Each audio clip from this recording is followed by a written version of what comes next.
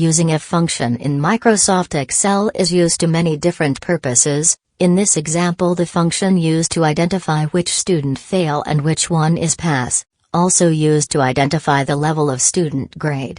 In this tutorial you learn how to use if function properly.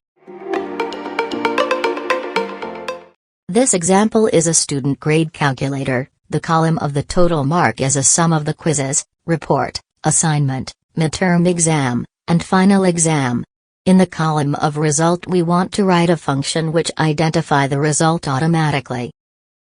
The function consists of 3 parts. First part is a logic test, second part is the action if the logic test is true, and third part is the action if the logic test is false. In this example, if the cell value is smaller than 50, then the student going to fail, but if the cell value is more than 50, then the student going to pass. Now write the function. If the column of total mark smaller than 50%, the result is fail, but if it's more than 50%, the result is pass.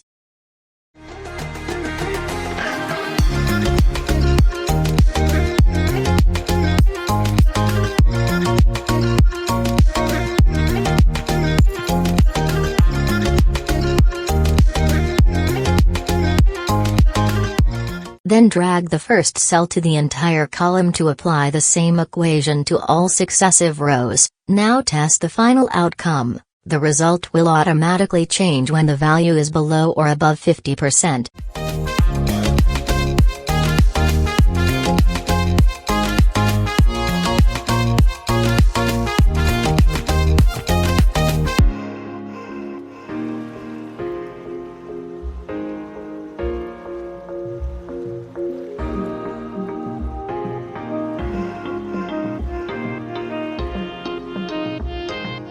To determine the grade level, the following scale has been used: less than 50% the level is fail, between 50 to 60% the level is satisfactory, between 60 to 70% the level is fair, between 70 to 80% the level is good, between 80 to 90% the level is very good, between 90 to 100% and 100% the level is excellent.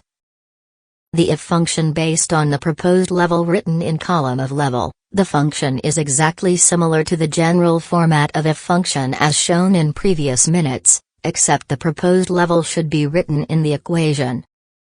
If the cell value is less than 50%, the level is fail. If the cell value J5 less than 60%, the level is satisfactory. If the cell value J5 less than 70%, the level is fair. If the cell value J5 less than 80%, the level is good, and so on to write all the levels which assigned in the scale.